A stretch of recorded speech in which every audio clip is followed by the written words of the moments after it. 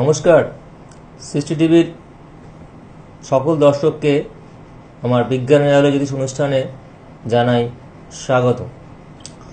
আশা করি এতদিনে আপনারা জানতে পেরে গেছেন যে আমার এই অনুষ্ঠান কেন বিজ্ঞানের আলোয় জ্যোতিষ নাম দেওয়া হয়েছে।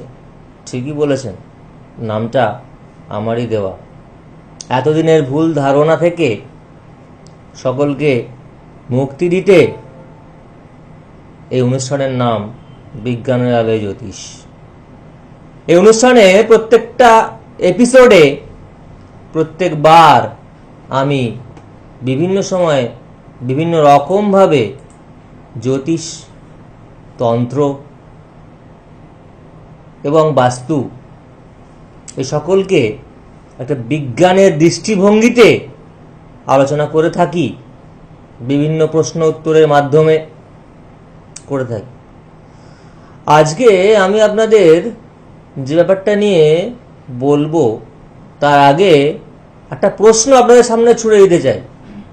প্রশ্নটা হচ্ছে, আপনারা একজন অ্যাস্ট্রোলজার বা একজন তান্ত্রিক বা একজন বাস্তু কনসালটেন্টের কাছে কেন যান? কোনোদিনও ভেবেছেন বা যাবেন ভাবছেন কেন? নিজেরা ভেবে দেখেছেন? আমি উত্তরে বলি যে আমার এই 20 বছরের অভিজ্ঞতাতে আমি সাধারণত আজ অব্দি যত রকম মানুষকে দেখেছি যারা আমার কাছে এসেছেন, আমার ফ্যান বলুন, আমার ক্লায়েন্ট বলুন, মূলত 3 ভাগে ভাগ করা যায়, 3 ধরনের ক্যাটাগরিতে এদেরকে। কি? প্রথম ধরনের বলি, তারা জানতে চায় তাদের জীবনে মেজর ইভেন্টগুলো কি, অর্থাৎ মেনলি প্রেডিকশন বা ফলাদেশ, যেটা আমরা বলি অ্যাস্ট্রোলজিতে, আমরা এটা বলি ফলাদেশ। কি আমার ঘটবে, আমার জীবনে কি ভালো আছে, কি মন্দ আছে, এগুলো তারা জানতে আগ্রহী হয়। এটা হলো 1 নম্বর। দ্বিতীয় শ্রেণীর আমি ক্যাটাগরিতে আনি, তাহলে বলবো তারা প্রথমেই জানতে চায় যে আমার জীবনে যা যা প্রবলেম আমি তো জানি, এগুলোকে চটজলদি কোনো সলিউশন যদি আপনি দিতে পারেন। ফলাদেশ করবেন ভবিষ্যৎ, ঠিক আছে, কিন্তু আমি আমার তো পাস্ট জানি, এখন বর্তমান জানছি, আপনি আমাকে তাড়াতাড়ি সুস্থ করে দিন বা তাড়াতাড়ি সমস্যাগুলো থেকে মুক্তি দিন।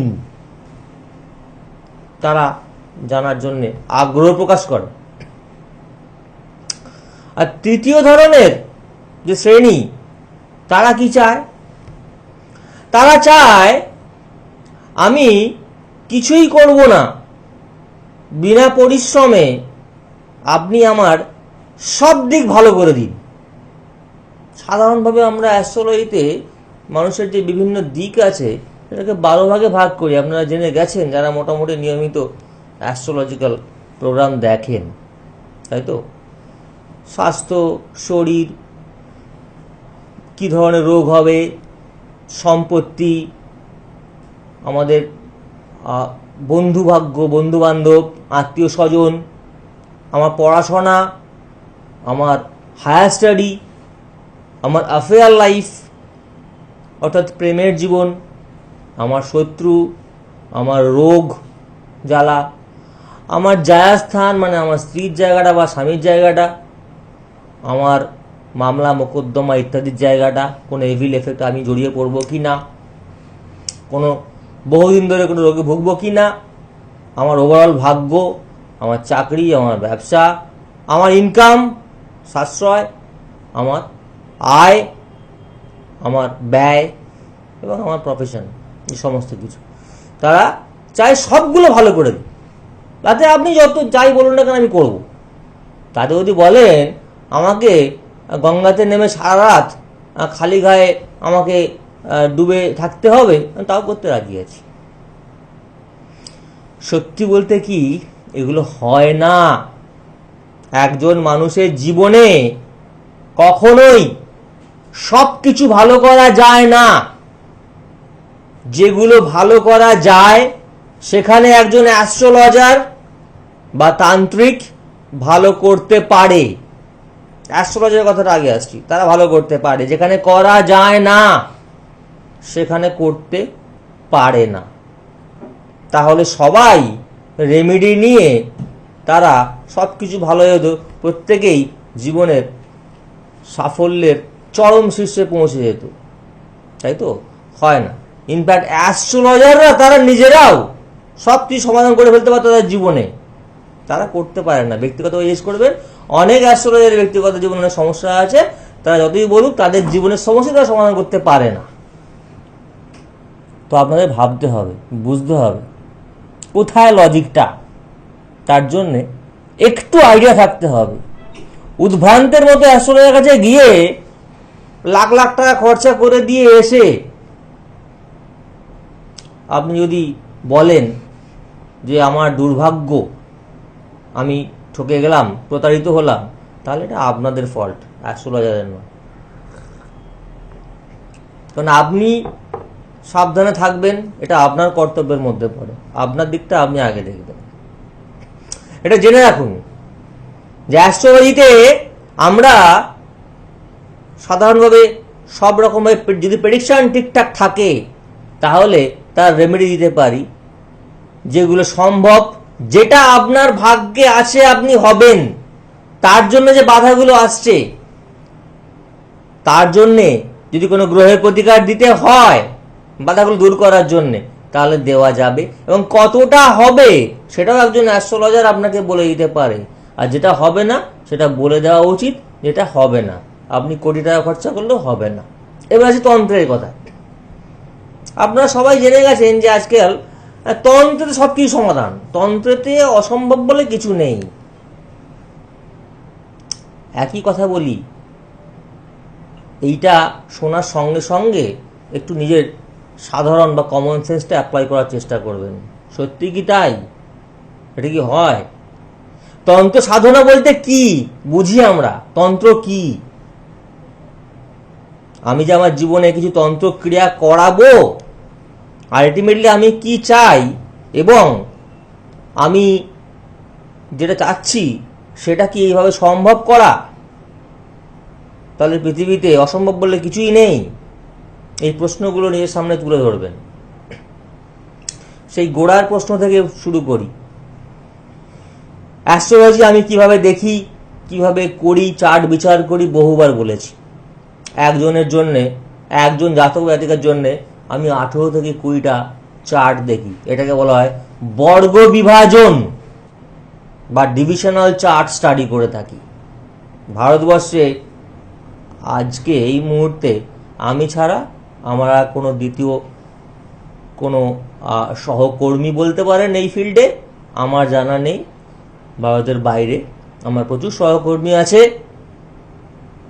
ইউনাইটেড স্টেটস অফ আমেরিকাতে, চায়নাতে, যাদের সঙ্গে আমি অলওয়েজ একটা রিসার্চ কোলাবোরেশনে থাকি এবং বিভিন্ন ইন্টারন্যাশনাল কনফারেন্সে আমি অ্যাটেন্ড করি। তার কারণ এই সমস্তগুলো বিষয়ে জানতে গেলে যত দিন যাচ্ছে তত বেশি ইমপ্রুভ করছে অ্যাস্ট্রোলজি, তত নতুন নতুন দিক বেরিয়ে আসছে। সেখান থেকে আমরা আরো পারফেক্টলি প্রেডিকশন করতে পারি এবং শুধু ওই রেমেডি না, এটা নিয়ে আরো অনেক কাজ করা যায়। অ্যাস্ট্রোলজি শুধু একজন পার্সন, ব্যক্তির ব্যাপার নয়, ওটা একটা দিক। আগে একদিন বলেছিলাম মান্ডেন অ্যাস্ট্রোলজি বলে একটা অ্যাস্ট্রোলজি প্রচুর ব্রাঞ্চ আছে। মান্ডেন অ্যাস্ট্রোলজি বলে একটা ব্যাপার আছে, যেটা একটা জাতির, একটা দেশের, একটা কোম্পানির, একটা ইন্ডাস্ট্রির জন্য প্রযোজ্য, যেখানে মাস পিপল ইনভলভড। সেখানেও আমাদের মান্ডেন অ্যাস্ট্রোলজি বা জাগতিক জ্যোতিষ আমরা প্রয়োগ করে থাকি। এর উপর প্রচুর হচ্ছে রিসার্চ। যাই হোক, সে বিষয়ে অন্য একদিন বিস্তারে বলা যাবে, বিস্তারিতভাবে। তো যেটা বলছিলাম আজকে, তো অ্যাস্ট্রোলজিতে আমরা যত ভালোভাবে চেষ্টা করি, প্রত্যেককে আমি প্রত্যেক অনুষ্ঠানে বলি যে আপনাদের ডিভিশনাল চার্ট শেখা উচিত। না শিখতে পারলে সব কিছু মার্কেট বই থেকে আমি পেয়ে যাব, পড়ে শিখে যাব, হয় না। হায়ার স্টাডিতেও মাস্টার্সের পরেও যখন কেউ পিএইচডি করে এটা নিয়ে, সে যদি এরকম আশা করে থাকে আমি সব বইয়ে পেয়ে যাব, বই থেকে আমি আমার জ্ঞানটা নিয়ে নেবো, হয় না। বইও একটা লিমিট আছে বইয়ের, তার বাইরে বই থেকে জ্ঞান পাওয়া যায় না। তার বাইরে থেকে জানতে গেলে তার বাইরে আমাদেরকে রিসার্চ পেপার স্টাডি করতে হয়। দৈনন্দিন যে জার্নালগুলো বেরোচ্ছে, সমগ্র পৃথিবীব্যাপী যা রিসার্চ হচ্ছে যে ফিল্ডে, তো সেগুলো পড়ে নিজেকে আপডেট রাখতে হয়, সেখান থেকে শিখতে হয়। তার জন্যেই আজকে এই ডিভিশনাল চার্ট দেখে প্রেডিকশন খুব কম, আমি ছাড়া আমি জানি না আর কেউ আছে বলে। ঠিক তার জন্যই আপনাদের এই 100% প্রেডিকশন হয় না। যারা যান অন্যান্য জায়গাতে, আমার কাছে 4-5 জন অ্যাস্ট্রোলজার ঘুরে তবে আসেন আমার কাছে অনেকেই, যে আমি পাই নিলাম। আর ঠিক সেই কারণেই ঠিকঠাক প্রেডিকশন অ্যান্ড তার রেমেডি দেওয়া যায় না। যাই হোক, এগুলো অ্যাস্ট্রোলজারের কথা। এবারে বলি তন্ত্রের কথা। তন্ত্র শক্তি কি সেটা আপনি একটু পড়াশোনা করলেই জানতে পারবেন, তাই তো? ব্যাপারটা হচ্ছে, আজকে ধরুন ওং ভূর্ভুবস্সুঃ আপনি পাঁজিতে পেয়ে যাবেন, পাঁজিতে প্রচুর বীজ মন্ত্র আছে, পেয়ে যাবেন। গায়ত্রী মন্ত্র কি আপনি পেয়ে যাবেন। আপনি কি গায়ত্রী মন্ত্র জপ করার জন্যে তৈরি, জানেন? জানতে হবে সেটা, না হলে কি হবে? আপনি যতই মন্ত্র উচ্চারণ করুন না কেন, বইতে সব মন্ত্র লেখা আছে, কাজ হয় না। আপনি কালকে দেখুন না, আপনি একটু সালু টালু পরে বসে গিয়ে একটু অন্যান্য জায়গায় মার্কেটিং করে বলুন না আপনি এই খুব বড় তান্ত্রিক, যে কোনো কাজ করতে পারে, বুঝতে পারবেন। হয় না। এটা ডিপেন্ড করে যিনি এই কাজ করছেন তার গুরু পরম্পরা অনুযায়ী সেই কাজ করার তিনি আদেশ পেয়েছেন কিনা, তার কতটা স্পিরিচুয়াল পাওয়ার নিজের মধ্যে আছে। ছোট্ট করে একটা কথা বলে রাখি, খারাপ কাজ করতে গেলে কারুর স্পিরিচুয়াল পাওয়ার দরকার হয় না। আপনিও কামাখ্যাতে যান, অন্যান্য জায়গায় যান, 1 বছর থাকুন না, অনেকে আছে আপনাকে খারাপ কাজ শিখিয়ে দেবে, আপনিও তান্ত্রিক বাবা টাবা হয়ে যাবেন লোকের খারাপ কাজ করার জন্য। হয়তো আপনি কোটি টাকা রোজগার করে ফেলতে পারবেন কয়েক বছরের মধ্যে। তারপরে যা কি আপনার পরিণতি হবে সেটা আপনার জীবনে এবং আপনার পরিবার বুঝতে পারবে। 50 বছরের পর বেশিরভাগ ক্ষেত্রে আমাদের হিস্ট্রি বলছে যারা সমস্ত কাজ করে বেশি দিন থাকে না, কারণ to every action there is an equal and opposite reaction according to Newton's third law. যাবে কোথায়? আমি যদি খারাপ করি অটোমেটিক তার ব্যাকথ্রাস্টটা আমার কাছে আসবে। ভালো কাজ করাটা কিন্তু খুব টাফ, তার জন্যে স্পিরিচুয়াল পাওয়ার দরকার হয়ে থাকে।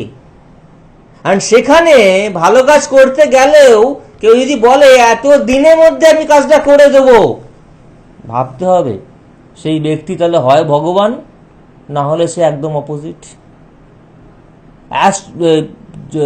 তান্ত্রিক কাজেতে সবসময় পিরিয়ডিক্যালি কাজ করতে হয়, পিরিয়ডিক্যালি, অর্থাৎ একদিন একটা কাজ দেওয়া হলো হোম করে বা হবন করে, তারপরে একটা সাডেন টাইম দেওয়া হলো, তারপরে দেখতে হয় কাজটা কতটা ফলপ্রসূ হয়েছে। যদি না হয় তখন আবার কাজ করতে হয়। কেউ এক ঝটকায় বলে দিতে পারে না আমি 3 দিন 4 দিন 5 দিনে বশীকরণ করে দেবো। শুনে রাখুন, 64 যোগিনী তন্ত্রে কোথাও লেখা নেই 3 দিনে বশীকরণ হয়। ভালো করে শুনে নিন। সুতরাং এগুলো থেকে সাবধান থাকতে হবে। বশীকরণ মানে কি? একজনের কে in spite of his or her reluctance আপনি তাকে নিজের মতো করে কাস্টমাইজ করতে যাচ্ছেন, তাই তো? আমার কাছে এরকম অনেকে আসে। আমি যখন তন্ত্রের কাজ করি জেনারেলি, ভালো করে শুনে নিন আপনারা, আমি আগে সবাইকে বলে দিই ভালো কাজ ছাড়া কখনোই কোনো খারাপ কাজ আমি করি না। তাতে যদি কোটি টাকা আমার পকেটে দিয়ে দেওয়া হয় তবু না, ছুঁড়ে ফেলে দিই আমি। তারপর সেই যে ব্যক্তিটি এসছে সে কতটা সত্যি কথা বলছে, তার কাজ করতে গিয়ে অন্যের কোনো ক্ষতি হবে কিনা, বা তার কাজটা আমি কিভাবে করব, এই সমস্তগুলো জানার জন্যে আগে আসনে বসতে হয়, দেখতে হয়, সেটা করে থাকি। একজন আমাকে যা বলল আমি শুনলাম, আসনে বসলে ঠিকঠাক গুরু পরম্পরার অনুযায়ী নির্দেশ অনুযায়ী কাজ করলে জানা যায় সেই ব্যক্তিটি ঠিক বলছে না সেই নিজেই মিথ্যা কথা বলছে, এবং কাজটা করা যাবে কি না, এবং পারমিশন নেওয়ার দরকার হয়ে থাকে আমি কাজটা করব কি না গুরু পরম্পরার কাছ থেকে। তারপর জানা যায় কাজটা কি করতে হবে, তারপর বলা যায় কাজটা কতদিন ধরে চলবে, তারপর বলা যায় কাজটা কতদিন পর আপনাকে ওয়েট করতে হবে, তারপরে আপনি কাজটা পাবেন। অনেকগুলো ফেজ আছে, একটা ফেজে কাজ হয় না। এই জন্যেই আপনারা ভাববেন কারো কাছে যাওয়ার আগে প্রথমে ভাবুন সত্যিই কি আপনি যাবেন। একটু নিজে না গিয়ে নিজে পরিশ্রম করে দেখুন না। সব সময় আপনি ভাবছেন যে অ্যাস্ট্রোলজি বা তান্ত্রিকরা আপনার পুরো সব চেঞ্জ করে দেবে জীবনে, হয় না, হতে পারে না। ক্রনিক ট্রিটমেন্ট বলে একটা ব্যাপার আছে, যেটা হোমিওপ্যাথিতে খুব ভাইটাল একটা ব্যাপার। আপনি জানেন এটা? হোমিওপ্যাথি কথাটা কেন বললাম? আমাদের অ্যাস্ট্রোলজির সঙ্গে হোমিওপ্যাথির বিশাল মিল আছে। তার মানে এই নয় আমি অ্যালোপ্যাথির বিরুদ্ধে বা অ্যাস্ট্রোলজি অ্যালোপ্যাথি ট্রিটমেন্টের বিরুদ্ধে, তা নয়। হোমিওপ্যাথি ট্রিটমেন্টে কোন জায়গায় সাকসেস আর কোন জায়গায় ফেলিওর আপনারা জানেন। হোমিওপ্যাথি ট্রিটমেন্টের মেন সাকসেস হচ্ছে ক্রনিক ডিজিজে। অনেক ক্ষেত্রে অ্যালোপ্যাথ যাই হোক না কেন, যতটাই অনেক দূর এগিয়েছে মেডিকেল সায়েন্স, বাট অ্যালোপ্যাথ অনেক জায়গায় ফেলিওর হয়। তার কারণ আপনারা জানেন যারা সেইভাবে ভুগেছেন। ফর এক্সাম্পল যদি বলি একজনের পেরিয়ানাল অ্যাবসেস ডিজিজে ভুগছেন, অ্যালোপ্যাথ কি করবে? সেই জায়গায় যাবে সার্জারির দিকে। সেই সার্জারিতে কি হবে? আলটিমেটলি কি করবেন ওনারা? করবেন যেটা সার্জিক্যাল কটোরাইজেশন, মানে অর্থাৎ সেইখানে যেখানে পেরিয়ানাস জায়গাতে যেখানে ওই সিস্টটা হয়েছে বা অ্যাবসেসটা হয়েছে সেটা তো সার্জিক্যাল করে বাদ দিয়ে দেবেন, কেটে দেবেন। তারপরে যেটা হয় তার কনসিকুয়েন্সে 2-3 মাস পরেই সেখান থেকে ফিস্টুলা হয়ে যায়। অর্থাৎ একটা ট্রিটমেন্ট করতে গিয়ে আর একটা তার সাইড ডিজিজ চলে গেল। সেই ফিস্টুলার জন্য অপারেশন করতে হয়, সেই মুখগুলো বন্ধ করে দিয়ে, ভেনগুলো বন্ধ করে দিয়ে আলটিমেটলি আবার সেই ফিস্টুলা রেকার করে। এই জায়গায় অ্যালোপ্যাথি ট্রিটমেন্ট ফেলিওর করে। হ্যারিসন ডেভিডসন বইতে পরিষ্কার লেখা আছে অ্যালোপ্যাথিতে, যারা ডক্টর যারা শুনছেন তারাও বলতে পারবেন যে এখানে পেরিয়ানাল অ্যাবসেসের একমাত্র উপায় হচ্ছে সার্জিক্যাল রিকনস্ট্রাকশন, কেটে বাদ দিয়ে দেওয়া অ্যাবসেসটা। আর তারপরের কনসিকুয়েন্স হচ্ছে কি আফটার 2-3 মান্থস ওই ফিস্টুলা আকার করবে। এই সব জায়গায় হোমিওপ্যাথ ভীষণভাবে কাজ করে। হোমিওপ্যাথ ট্রিটমেন্টে যেটা মেনলি বলা হয় মায়োজমটাকে ঠিকঠাকভাবে ডিটেকশন করা, বা আমরা মায়োজম বলি। এই মায়োজমটা কি, একজন কি মায়োজমের অন্তর্গত, সেটা একজন ভালো হোমিওপ্যাথ ডক্টর ঠিকঠাক করে। এটা একটা ভাইটাল ফোর্স। এই ভাইটাল ফোর্সটা কি সেটা জানতে গেলে আমরা সেই আদি অনন্ত আমাদের যোগা সেই কনসেপ্টে ফিরে যেতে হবে। হোমিওপ্যাথি অ্যাকচুয়ালি পড়ে আয়ুষ এর আন্ডারে। A for ayurvedic, Y for yoga, U for Unani, S for Siddha, H for homoeopathy. হোমিওপ্যাথির কোনো সময় বলা হয় সদৃশ্য বিধান চিকিৎসা, কোনো সময় বলা হয় সিমিলিয়াস অ্যান্ড সিম্বিয়াস, এই কনসেপ্টে ওরা বিশ্বাস করে। অর্থাৎ হোমিওপ্যাথিতে হ্যানিম্যানের অনুযায়ী, ফিলোসফি অনুযায়ী হোমিওপ্যাথি ট্রিটমেন্টে they don't treat disease, they treat the person. সেই পার্সনটা কি ট্রিটমেন্ট হবে সেইখানে ডিপেন্ড করে সেই পার্সনটা কি মায়াজমের অন্তর্গত। সে কি শরিক মায়াজম, না সাইকোটিক, না সিফিলিটিক, না টিউবারকিউলার, না ম্যালিগনেন্ট, এটা আগে জানতে হয়। তার কেস হিস্ট্রি নিতে হয় অনেকক্ষণ ধরে। ক্রনিক ডিজিজগুলো ট্রিটমেন্টে এইভাবে হোমিওপ্যাথিতে আসে। ঠিক আমাদের অ্যাস্ট্রোলজিতেও তাই। আমরা যেটা করি, একজনের এতগুলো চার্ট দেখে তার হিস্ট্রিটা অবশ্য নিতে হয় না, তার হিস্ট্রিটা আমরা বলে দিই। এখানেই ডিফারেন্সটা হোমিওপ্যাথির সঙ্গে। আমরা বিশেষ করে আমার কাছে যারা আসে তারা যখন আসার পর ডেট অফ বার্থ ডিটেলস নিয়ে আমি তার হিস্ট্রি বলে দিই, পাস্ট, প্রেজেন্ট, ফিউচার, এবং সেই অনুযায়ী তার ট্রিটমেন্ট, অর্থাৎ তার অ্যাস্ট্রোলজিক্যাল ট্রিটমেন্ট। অ্যান্ড যদি তন্ত্রের ট্রিটমেন্ট করার থাকে যেখানে অ্যাস্ট্রোলজি কাজ করবে না, বহুবার বলেছি যে সমস্ত গ্রহগুলো পার্টিকুলার একজন নেটিভের ক্ষেত্রে শুভ নয়, অশুভ, সেগুলোতে জেমস্টোন দেওয়া যায় না। আর জেমস্টোন যত মিনিমাম নেওয়া যায় ততই ভালো, কারণ একটা জেমস্টোন অনেকগুলো দিক কভার করে, কিন্তু কোন কোন দিকগুলো কভার করছে এটা জানতে গেলে ওই শুধু লগ্ন ছক আর নবাংশ ছক করলে হবে না, 16খানা ছক করতে হবে, খাটতে হবে। একটা জাতক জাতিকার জন্য 1 ঘন্টা লাগে। এত বছর পরেও আমি 1 ঘন্টাটাকে 10 মিনিট কমাতে পারিনি, 1 ঘন্টাই লাগে আমার। এবং চেম্বারে যখন আসে তাকে 1/2 ঘন্টা সময় দিই যে আপনি বুঝুন না বুঝুন অ্যাস্ট্রোলজি, আমার দায়িত্ব আপনাকে বুঝিয়ে দেওয়ার, এবং লিখে দিই, ওই বলা নয়।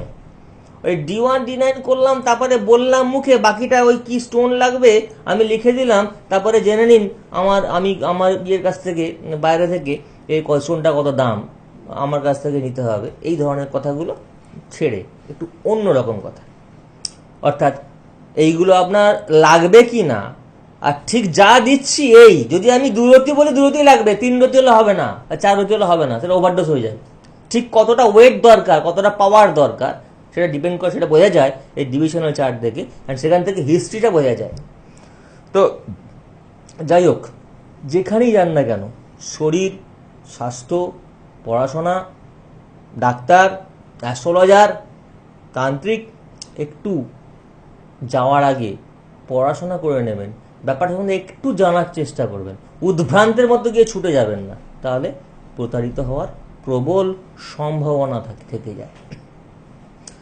আর তন্ত্রের কথা বলি, তন্ত্রেতে সত্যি কথা বলতে কি, অনেক ডিজিজ খুব ভালো রকমভাবে সারানো যায়। বিশেষ করে একজন যদি কারুর বহুদিন ধরে তিনি ভুগছেন রোগে, সেই ক্ষেত্রে অ্যালোপ্যাথি বলুন, হোমিওপ্যাথি বলুন, তার তো প্রত্যেকটা ট্রিটমেন্টেরই একটা সাইড এফেক্ট থাকে, বা ঠিকঠাক ট্রিটমেন্ট হোক না হোক, অনেক সময় দেখা যায় ট্রিটমেন্ট ঠিকঠাক হচ্ছে কিন্তু মেডিসিন কাজ করছে না। তাহলে কি করতে হবে? আমি তন্ত্র সাধনা করি বলে কি বলবো you forget those doctors? No, কখনোই নয়। ডাক্তারের কাছে যেতেই হবে, সঠিক ডাক্তার নির্বাচন আপনার করার দায়িত্ব আছে, আপনি সাকসেস পাবেন।